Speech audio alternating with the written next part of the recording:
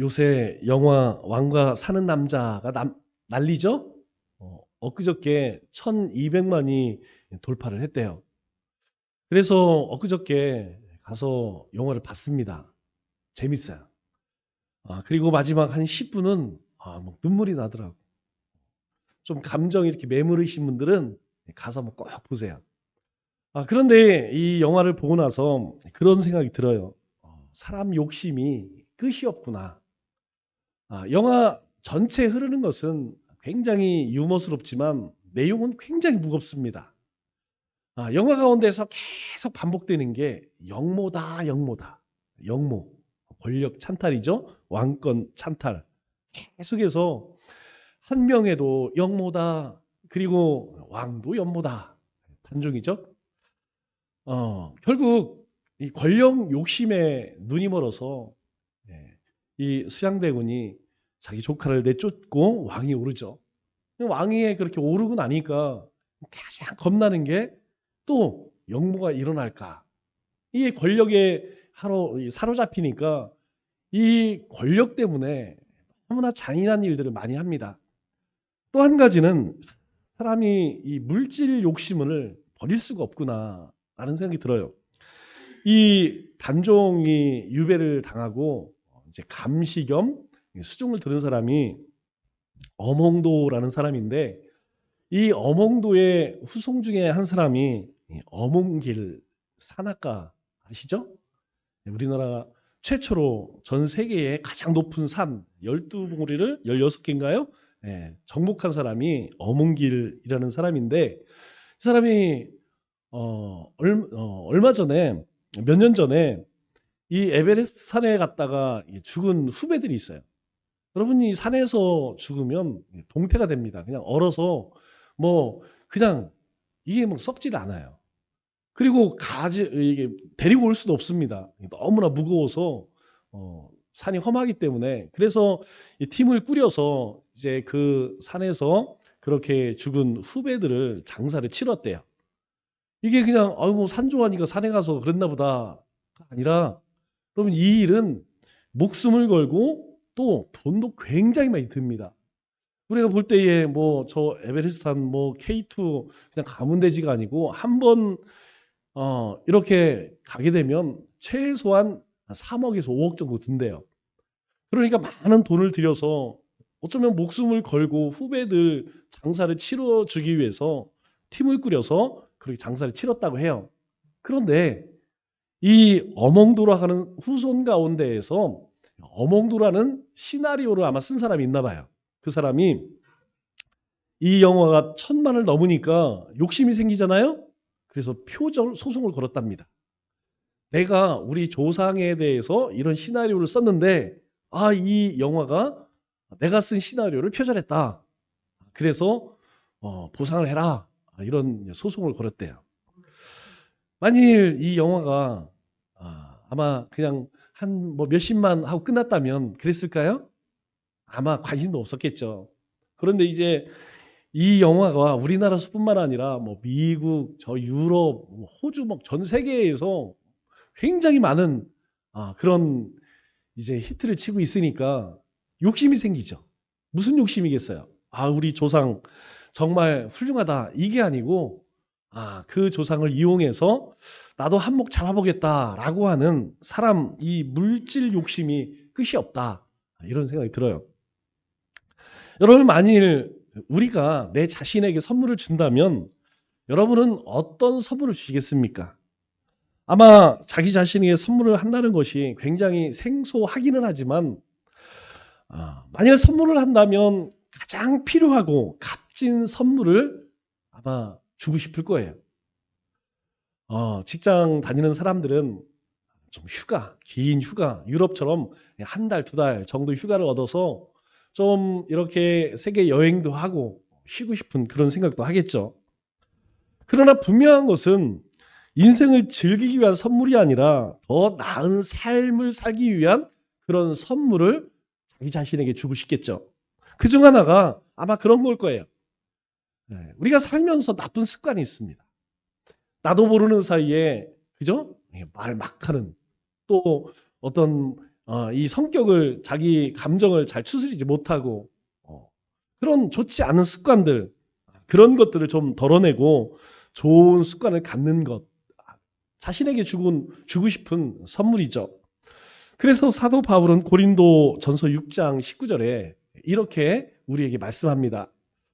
너희 몸은 너희가 하나님께로부터 받은 바 너희 가운데 계신 성령의 전인 줄을 알지 못하느냐. 너희는 너희 자신의 것이 아니라. 이렇게 말씀하죠. 이 고린도 성도들이 예수님을 믿으면서도 예전 습관을 버리지 못하고 교회 와서는 성도, 세상에 나아가서는 세상 사람들처럼 사는 모습을 보면서 한마디 하는 거예요. 너희 몸은 하나님께로부터 받았기 때문에 하나님의 전인 줄 알지 못하느냐. 네 몸이 너의 것이 아니다. 이렇게 일침을 가하죠. 얼마 전 작은 가게를 하는 사장님 한 분을 만났습니다. 그분과 이야기를 나누는데 그분이 이제 가게를 새롭게 하면 리모델링을 하죠. 공사를 합니다. 비용이 좀 많이 들어가요. 이 리모델링을 할 때에 교회 다니는 사람들은 절대 쓰지 않는다. 이런 얘기를 해요. 그 이유가 굉장히 충격적인데 이 교회 다니는 사람들이 일을 하게 되면 안 믿는 사람들보다 일을 더 허술하게 하고 소홀히 한다는 거예요. 우리가 이런 얘기 들으면 굉장히 창피합니다. 고개를 들기가 참 뭐하죠. 많은 그리스도인들은 대부분 믿지 않는 사람들보다 훨씬 더 성실하고 정직하게 일하고 살아갑니다. 저는 그렇게 생각해요. 그런 사람들은 극히 드뭅니다. 열에 한두 명.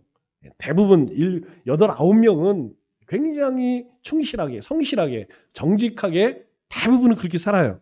그런데 아주 일부 그리스도인들 때문에 세상 사람들은 그 사람들을 보면서 교인들은 저렇구나. 예수 믿는 사람은 저렇구나. 그렇게 오해를 하게 되죠. 사실 일부 그리스도인들 가운데에는 이 생업에 소홀히 하는 그런 모습들도 있어요. 그러면 왜 그런 일이 생길까? 제가 가만히 생각해 보니까 이게 돈 때문일까? 아니면 원래 성격이 그런가? 아니면 기술이 부족해서 이왕 할 거라면 좀 잘하면 그럼 얼마나 좋아요. 주인이 굉장히 좋아하겠죠. 그런다고 뭐 더 돈을 주는 건 아니겠지만 참 일을 깔끔하게 잘 해주셔서 고맙습니다. 이런 얘기를 들을 수 있는데 왜 그렇게 우리가 좀 세상 말로 이야기하면 설렁설렁할까 이런 생각이 들어요. 왜 그러냐면 제가 가만히 생각해 보니까 그런 생각이 듭니다. 이거는 교회에서 우리가 직업에 대해서 생업에 대해서 다른 가르침이 부족하지 않았는가 이런 생각이 들기도 해요. 왜냐하면 우리가 교회 생활, 믿음 생활, 또 경건 생활, 전도 사역 이런 거에 대해서는 굉장히 많이 배웁니다. 그리고 많이 훈련도 받고 자주 언급을 하죠. 저도 여러분들에게 늘 이야기하는 것이 큐티하십시오. 기도하십시오. 전도는 일상에서 해야 됩니다. 이런 얘기는 굉장히 자주 해요. 그런데 생업에 대해서, 직업에 대해서, 하는 일에 대해서는 잘 언급을 하지 않았던 것 같아요. 왜냐하면 그냥 어련히 알아서 하겠지. 그래서 구체적으로 그런 이야기들을 잘 하지 않기 때문에 또 그것에 대해서 배움도 적은 것 같아요. 그래서 많은 사람들이 종종 다 그런 건 아니고 그런 사람이 있습니다. 생업에는 직업에는 그렇게 큰 의미가 없다. 이 말은 그저 생계수단이다. 이런 의미죠. 그러다가 은혜 받으면 그 일 그만두고 어디 갑니까? 지금은 많이 안 가지만 예전에는 그랬어요. 예전에는 은혜 받으면 신학교 간다. 이런 이야기가 있었습니다. 그러면 이런 생각들은 굉장히 잘못된 생각이죠. 오늘 사도 바울은 이 골로새 교회 편지를 쓰면서 왜 종들에게 이런 권면의 말씀을 하는지 우리에게 이렇게 말씀을 해요. 22절 말씀을 보니까 종들아. 여기 종들은 실제 종들을 이야기하는 거예요. 당시 종들, 노예들입니다. 모든 일에 육신의 상전들에게 순종하되 사람을 기쁘게 하는 자와 같이 눈가림만 하지 말고 오직 주를 두려워하여 성실한 마음으로 하라. 이렇게 말을 하고 있어요. 이 초대 교회 때에 초기 이 그리스도인들은 예수를 믿는 사람 가운데에서 상당수가 이 종과 노예였습니다. 대표적인 것이 빌레몬과 오네시모 이야기죠. 여기 우리 성경 가운데 빌레몬서가 바로 그 관계를 이야기해요. 종과 주인의 관계. 주인이 빌레몬이죠. 그리고 주인을 배신하고 도망친 그 종이 누구냐면 오네시모입니다. 그 도망쳐서 누구를 만났냐면 사도 바울을 만났어요. 이 사도 바울을 만나고 예수님을 영접했는데 예수님을 만나고 나니까 계속 도망자 생활을 할 수가 없잖아요. 그래서 다시 빌레몬에게 주인에게 돌려보냅니다. 그러면 당시에 도망친 노예가 이건 살 수가 없어요. 죽습니다. 그래서 빌레몬에게 우리가 그리스도 안에서 한 형제가 아니냐, 이 오네시모를 용서해 줘라. 그러니까 우리 동양하면 그런 것이 아니고 서양도 사실 종 노예는 거의 사람 취급을 못 받았죠. 그래서 당시에 예수님을 믿는 크리스찬 종들은 아마 그렇게 생각했을 거예요.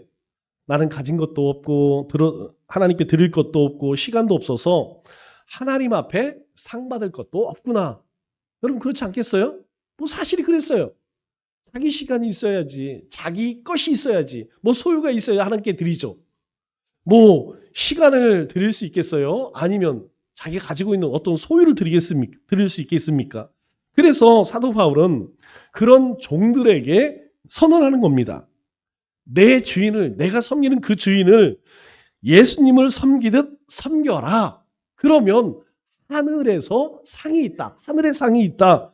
이렇게 이야기하죠. 이것은 단순한 위로가 아닙니다. 바로 그들이 하고 있는 종이라고 하는 노예라고 하는 그 일, 그 생업 자체가 하나님의 상을 받는 통로라는 것이죠. 그들은 소망 없는 인생이 아니라는 것입니다. 주님을 섬기듯 주인을 잘 섬기면 그것이 바로 하늘의 상을 받는 통로가 될 수 있다. 이렇게 말하고 있는 것이죠. 이것은 바로 하나님께서 교회의 주인일 뿐만 아니라 온 세상, 온 우주의 주인이심을 우리에게 말씀해 주고 있는 것이죠.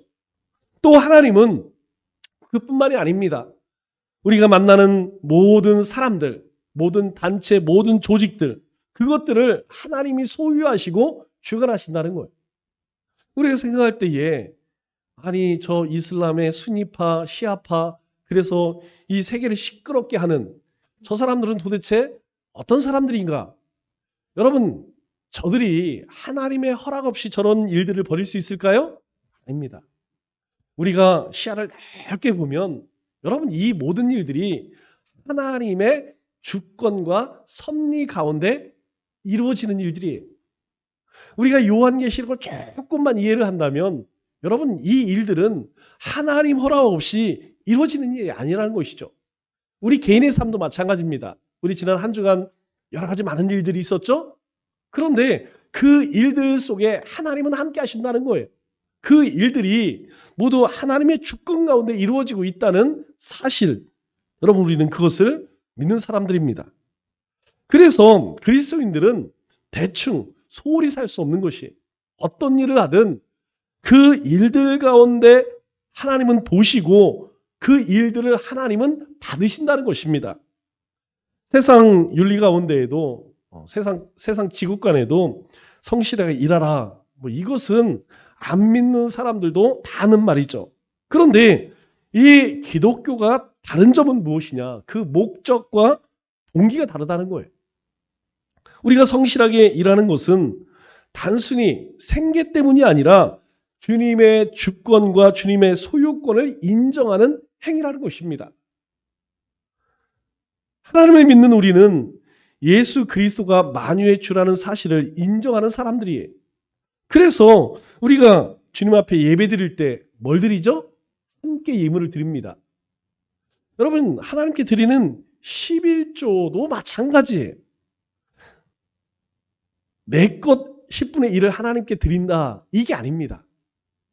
주님의 것에서 열의 9을 내가 관리하고 있다. 여러분 11조의 의미는 그거예요. 이스라엘의 희년 제도가 있죠. 이 희년 제도도 같은 원리입니다. 이게 희년이라는 건 뭐냐면 7년마다 안식년이 있죠. 안식년 때는 쉽니다. 그런데 그 7년이 7번 반복되는 해, 77, 49, 그 다음에죠. 이거 50년 때 되면 희년이라고 그래요. 그 희년이 되면 땅을 다 원래의 주인들에게 돌려줘야 합니다. 이유가 없어요. 하나님께서 이스라엘 백성들에게 가나안 땅에 들어가서 땅을 분배를 해줍니다. 각 지파별로 인원수대로 그렇게 땅을 다 나눠주죠. 그런데 그 땅을 70년이 되면 여러분 살기 어려운 땅을 팔고 사기도 하겠죠. 그런데 50년이 되면 희년이 되면 다 원래 돌려줘야 돼요.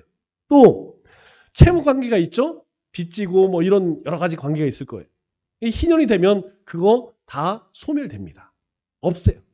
또 노예라는 사람이 있겠죠. 우리가 뭐 이렇게 일을 하다 보면 누군가의 종이 될 수도 있어요. 그러면 그 종의 그 멍에를 해방시켜줘야 됩니다. 이 희년 때에는 땅도 채무도 이 노예도 다 자유롭게 놓아줘야 한다는 것이죠. 왜냐하면 이 땅은 영원한 하나님의 것이지 사람의 소유가 될 수 없다는 것입니다. 하나님께서 이 세상의 모든 것의 주권자이시고 주인이라는 것을 하나님의 백성들에게 말씀하는 것이죠. 그러므로 우리는 이 세상 가운데서 어떻게 일을 해야 할까요? 어떤 마음으로 우리가 직업을 감당할 수 있어야 할까요? 오늘 23절 말씀을 보니까 먼저 이야기하는 것이 무엇이냐면 주께 하듯 하라 이렇게 이야기해요. 무슨 일을 하든지 마음을 다하여 주님께 하듯 그렇게 하라는 거예요. 사람에게 하듯 그렇게 하지 말라는 것이죠. 우리가 직장에서 상사를 대할 때 상사가 아니라 예수님을 섬기는 마음으로 그 상사를 섬겨라 이렇게 말하는 것이죠. 또 고객을 대할 때 부하 직원을 대할 때에도 주님을 대하듯 하라는 것이에요. 갑질하지 말라는 것이죠. 그리스도인의 직업은 단순한 생리수단이 아닙니다. 바로 그곳이 예배의 현장이라는 것이죠. 그러면 왜 그렇게까지 해야 할까요? 그것은 바로 주님께서 절대 주권자이시기 때문에 바로 우리 주변의 모든 사람들, 모든 일들, 그것은 하나님을 대표하기 때문이라는 것이죠. 우리의 필요를 채워주는 것이 곧 주님께 드리는 것이라는 것입니다. 그래서 마태복음 25장 40절에 뭐라고 이야기합니까? 너희가 여기 내 형제 중에 지극히 작은 자 하나에게 한 것이 곧 내게 한 것이라. 주님께서는 뭐라고 말씀하시냐면 아주 볼품없는 작은 자, 우리가 세상에서 업신여기고 무시하고 관심 갖지 않는 그런 사람에게 행한 것이 곧 나에게 한 것이다. 그러면 그보다 더 나은 사람에게 이해하는 것은 얘기할 필요도 없는 것이죠. 우리가 모든 사람들에게 하는 그것이 곧 주님께 하는 것과 다를 바가 없다. 이렇게 말씀하십니다. 여러분 그렇기 때문에 우리가 뒤에서 남 흉보지 말아야 합니다. 주님께서 우리에게 비판하지 말라, 정죄하지 말라, 헤아리지 말라 이렇게 말씀하시죠. 왜 그렇게 말씀하시냐면 뒤에서 누군가를 흉보고 정죄하고 비난하면 그것은 곧 주님을 향해서 흉보고 주님의 이름을 망령케 일컫는 것과 다를 바가 없다는 것이죠. 또 우리에게 겸손하라라고 하시는 것도 마찬가지입니다. 너가 교만하지 말라 하는 것은 잘난 척하지 말라는 것이죠. 왜냐하면 여러분 잘난 척하게 되면 결국은 자기 함정에 빠져요. 독단에 빠진다는 것입니다. 독단에 빠지게 되면 그때부터 하나님의 말씀이 들어오지가 않아요. 하나님이 내 삶의 주인이 아니라 내 삶의 주인이 내가 돼버립니다. 여러분 오늘 아침에 혹시 큐티 보고 오셨나요? 오늘 큐티 말씀을 보니까 예수님께서 이 예루살렘에 이제 십자가 지시기 전에 올라가시죠. 우리가 흔히 이제 고난주간이라고 이야기하죠. 성전에서 말씀을 전하시는데 계속 대제사장이 와서 사두개인이 와서 바리새인들이 와서 계속 예수님을 시험해요. 어떻게든지 뭔가 꼬투리를 잡으려고. 예수님께서 천국에 대해서 이야기를 하고 그런 것이 아니다. 너희가 잘 오해해서 그런 것이다. 하나님의 말씀을 몰라서 그런 것이다. 이게 설명을 해줍니다. 못 알아들어요. 못 알아들은 게 아니라 받아들일 마음이 없는 것이죠. 그래서 오늘 예수님께서 그 바리새인과 서기관을 향해서 책망하세요. 너희도 하나님 나라에 못 들어갈 뿐만 아니라 왜 백성들의 복에 짐을 더하느냐. 백성들까지도 하나님 나라에 들어가지 못하도록 너희는 왜 그런 일들을 하느냐. 막 책망을 하시죠. 이건 왜 그렇습니까? 여러분, 그들이 하는 일, 그들에게 주어진 일이 일 그 가운데에서 조금이라도 하나님을 의식했다면 그렇게 하지 못하죠. 두렵고 떨려서 그렇게 못합니다. 그런데 이미 그들은 종교 지도자들이었지만 그들의 삶에는, 마음속에는 하나님이 계시지 않는다는 거예요. 오늘 우리가 살아가는 삶에도 마찬가지라는 겁니다. 우리의 가정에, 우리의 삶의 터전에, 공부하는 학생들의 그 학교에서 여러분 하나님을 생각하지 않으면 똑같다는 거예요. 다를 바가 없다는 거예요. 우리가 바리새인들, 서기관들 욕하면서 결국 우리도 그렇게 살아갈 수밖에 없다는 것이죠. 그래서 사도 바울이 오늘 너희가 직장에서 일을 하든 공부를 하든 어떤 일을 하든 무슨 일을 하든 주님께 하듯 그렇게 하라 이렇게 말씀하는 겁니다. 두 번째로 내일처럼 성실한 마음으로 하면 됩니다. 22절 말씀을 보니까 모든 일에 뭐라고 이야기해요? 사람을 기쁘게 하는 자와 같이 눈가림만 하지 말고 성실한 마음으로 하라 이렇게 말씀해요. 여러분 이 눈가림이라는 말은 감시 받을 때만 열심히 하고 감시하는 사람이 없으면 대충 하는 거예요. 그러나 하나님께서는 어떻습니까? 하나님께서는 모든 곳에 함께 하세요. 부엘라 헤로라이라고 이야기하죠. 감찰하시는 하나님이라는 것이. 하나님은 우리의 삶의 모든 영역 가운데 함께 하십니다. 그런데 사람들은 그렇지 않다는 거예요. 세상 사람들은 이 사람들이 누군가 지켜보고 있으면 열심히 하고 또 보지 않는다면 그렇게 하지 않는다는 것이죠. 그래서 사장이 없을 때 또 고객이 모를 때에 세금 신고할 때에 또 계약서 작성할 때에 여러분 그때 우리의 신앙이 드러나는 겁니다. 여러분 이 사람이 보고 누군가 의식할 때에 엉터리로 사는 사람이 있을까요? 없어요. 그러나 하나님께서 보지 않을 것 같은 그곳에서 우리의 신앙의 면모가 다 드러난다는 것입니다. 결국 하나님은 결과를 보신다는 게 아니에요. 하나님은 우리의 마음의 동기를 보신다는 겁니다. 이 성실한 마음이란 말이 재밌어요. 이 성실한 마음은 한 가지 마음이란 뜻입니다. 그 원어의 뜻이 무엇이냐면 접히지 않는 뜻이에요. 여러분 이 종이가 원래는 이렇게 펴져 있죠? 그런데 이걸 구기면 어떻게 되겠어요? 접히겠죠? 이 접히면 속이 보여요? 안 보여요? 안 보이죠? 종이를 접으면 안에 무슨 내용이 있는지 모릅니다. 그러나 이 종이가 쫙 펴져 있으면 다 보여지죠. 이 성실한 마음이란 뜻이 바로 그런 뜻이에요. 이렇게 바르게 쫙 펴져서 안에 있는 내용이 다 보인다 그런 뜻입니다.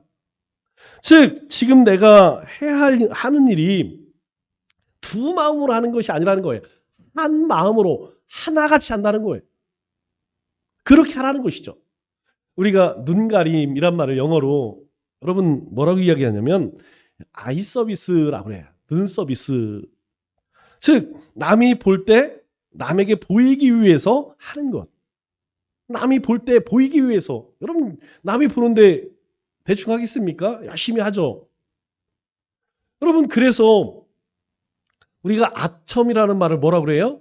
립 서비스라고 이야기하죠. 마음은 없어. 그런데 말로만 하는 거예요. 이거 아첨이라고 이야기합니다. 아이 서비스 똑같은 거예요. 아이 서비스 이 눈가림은 뭐냐? 그냥 사람이 볼 때에는 열심히 하는 척해. 그런데 없으면 하지 않는다는 것이죠. 상사가 볼 때는 잘하고 없을 때는 딴짓하는 것. 여러분 이것이 바로 눈가림이라는 것입니다. 신앙생활이 있어서도 또 사역이 있어서도 마찬가지예요. 제가 이제 이렇게 한 7시, 6시 반, 7시 되면 이제 그때부터 사람들이 막 출근을 해요. 막 출근을 합니다. 조금 더 일찍 하는 사람도 있지만, 이제 통근버스를 타는 사람은 제가 새벽에 나갈 때 6시, 5시 50분, 그때에 이 신호등에서 항상 저 LG에 가는 버스를 만나요. 거기에 한 사람이 꼭 53분에 건널목을 건넙니다. 그러면 그 사람은 항상 뛰어가요. 아마 55분에 차가 출발하나 봐요. 항상 거의 일주일에 두세 번은 꼭 만나요. 여러분, 이 출근 시간은 정말 칼같이 지켜요. 그런데 여러분 어떻습니까? 예배 시간에 늦어서 그렇게 막 뛰어오는 사람이 있나요? 출근 시간은 칼같이 지키지만 예배 시간 지키는 것은 그렇게 막 중요하게 여기지 않습니다. 여러분 세상 일을 할 때, 세상 약속할 때 여러분 어떻습니까? 대충 합니까? 큰일 나죠. 여러분 그렇게 했다가는 바로 그냥 퇴출입니다. 우리가 세상 일을 할 때 세상 약속에 대해서는 목숨 걸고 지켜야 해요. 목숨 걸고 합니다. 그런데 하나님의 일에 대해서는 어떻게 생각하느냐? 해도 되고 안 해도 돼. 하나님과의 약속, 또 우리 가운데에 이런 약속이나 이런 것들은요. 그렇게 생각하지 않습니다. 우리가 세상에 하는 것처럼 그것은 막 정말 열심히 하고 목숨을 걸고 하는데 이게 주님의 일에 대해서 그렇게 하는 것을 제가 많이 못 본 것 같아요. 여러분 혹시 내가 맡은 사역 때문에 잠을 못 잡은 적 있으신가요? 하나님이 나에게 맡겨주신 그 일, 내가 그것을 감당하지 못해서 막 잠을 설치고 잠을 제대로 이루지 못한 적이 혹시 있으십니까? 그런 것 때문에 그렇게 큰 고민하는 모습을 많이 못 보는 것 같아요. 오늘 김태현 장로님이 어제 나오셨길래 더 쉬십시오. 더 나았고 오세요. 그랬더니 아닙니다. 나와야 됩니다. 제가 오늘 양복을 못 입고 나와도 돼요. 그건 상관이 없지만 근데 끝까지 나오시겠대요. 여러분 오늘 장로님이 대표 기도를 하는데 눈물이 나더라고요. 누가 시켰나요? 누가 전지하라고 나무 가꾸라고 시켰나요? 본인이 좋아서 하는 거예요.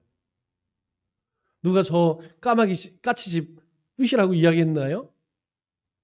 차원에서 해요. 천장에 구멍이 뚫려서 물이 셉니다. 돈 들이면 할 수 있어요. 시간 내서 오셔서 하는 거예요. 주님의 일이 기뻐서, 즐거워서. 그런데 저렇게 다친 것이 세상 사람들이 알려지면 아이고 교회 일하다가 그랬대 얼마나 구설수도 오르겠어요. 말이 많겠습니까? 그래서 세상 사람들은 그렇게 이야기했대요. 아유 학원차 청소하다가 지붕에 떨어져 갖고 다쳤다. 여러분 우리의 모든 일들은 우리가 주님의 일처럼 주님 앞에서 하는 것처럼 그렇게 해야 한다고 우리에게 말씀하는 거예요. 사실 이 하나님의 사역을 맡은 것은 엄청난 특권입니다. 하나님이 우리에게 주신 굉장히 귀한 기회라는 것이죠. 지금 하는 일이 내 인생에서 제일 중요한 일처럼 그렇게 감당할 수 있어야 됩니다. 왜 그럴까요? 거기에는 하나님이 기뻐하시기 때문이에요. 하나님께서 그것을 받으시기 때문이라는 것이죠. 그래서 우리는 모든 일들을 기쁨과 즐거움으로 자부심을 가지고 감당할 수 있어야 됩니다. 우리 골로새 4장 1절 말씀을 보면 이렇게 이야기해요. 상전들아 의와 공평을 종들에게 베풀지니 너희에게도 하늘에 상전이 계심을 알지어다. 이 말씀을 보면 여러분 종들에 대한 권면은 4절이에요. 4절에 걸쳐서 너는 이렇게 하라. 그런데 상전에 대한 권면은 1절밖에 없습니다. 여러분 종들은 어차피 섬길 수밖에 없는 사람들이에요. 하지만 사도 바울은 그들에게 자부심과 기쁨을 주고 싶었습니다. 너희의 진짜 상전은 육신의 상전뿐만 아니라 하늘에도 상전이 있다. 그러므로 너희가 마지못해서 하는 것이 아니고 기쁨으로 그 일을 감당하라. 하늘의 진정한 상전이 있기 때문에 마지못해서 억지로 하는 것이 아니라 자발적인 기쁨으로 섬기라. 그렇게 우리에게 권면하는 것이죠. 이렇게 죽게 하듯 하면 주님이 주시는 약속이 있습니다. 그게 무엇이냐면 24절, 25절에 이렇게 말씀하시죠. 이는 기업의 상을 주께 받을 줄 알라 이렇게 이야기해요. 이는 너희가 주님께 하듯 그렇게 하면 하나님께서 기업의 상을 우리에게 주시겠다라고 말하죠. 그러나 그거 무시하고 불의를 행한 자는 불의의 보응을 받으리니. 만일 너희가 입으로는 주여 주여 하지만 세상에 나아가서 세상 사람들처럼 그렇게 엉터리로 소홀하게 헐렁헐렁 그렇게 하게 되면 여러분 뭐라고 이야기하면 그 불의의 보응을 받을 것이다라고 말씀합니다. 우리가 충실할 때 그 보상은 사람에게 세상에서도 오지만 하나님으로부터 기업의 상으로 약속하셨다는 거예요. 하나님이 주신 보상이 뭡니까? 바로 우리의 생업이, 우리가 하는 그 직업이 성직이 되게 하시겠다는 거예요. 단순히 생리수단이 아니라 그것이 하나님이 받으시는 거룩한 직업 되게 하시겠다는 것입니다. 그래서 당시 소유권도 없고 시간도 없었던 이 종들에게 내 주인을 주님처럼 섬기면 상이 있다. 이렇게 권면하는 것이죠. 거기에는 이 종과 노예의 삶을 사는 자들에게 엄청난 위로와 함께 자부심에 근거되는 말씀이죠. 그러면 이 상은 저절로 받는 상일까요? 그게 아니라는 것이죠. 이 상을 받기 위해서 반드시 두 가지 조건이 있어야 됩니다. 이 두 가지 조건을 행해야 된다는 것이죠. 그 첫째는 동기가 올바라야 한다는 것입니다. 그리스도인들은 어떤 일을 하든 그 동기가 선해야 돼요. 만일 그 동기 속에 우리의 탐욕과 욕심이 담겨져 있다면 여러분 그 순간부터 그 일의 결과가 좋을 수가 없어요. 여러분이 한번 잘 생각해 보세요. 내가 생업 가운데에서 어떤 마음으로 내가 일을 하고 있는가?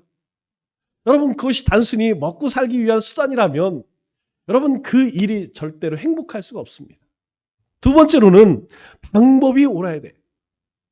우리가 아무리 좋은 동기로 시작을 했다 할지라도 방법이 그러면 하나님이 받으실까요?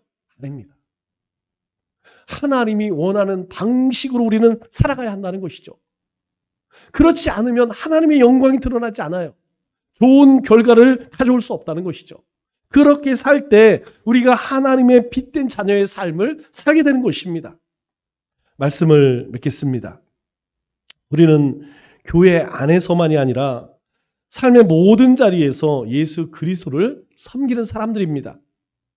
교회의 사역이든 직장일이든 가정일이든 모든 영역이 하나님이 기뻐하시는 사역지라는 것이죠. 그러므로 무엇을 하든지 주님의 주권과 그 주님의 소유권을 인정하며 우리가 즐겁고 기쁜 마음으로 주님께 하듯 해야 한다는 것입니다. 올 한 해도 무슨 일을 하든지 우리가 하나님 앞에 하듯 마음을 다하고 뜻을 다하고 정성을 다해서 정직하고 성실하게 감당하는 우리 믿음의 권속들 다 되시기를 주님의 이름으로 축원합니다.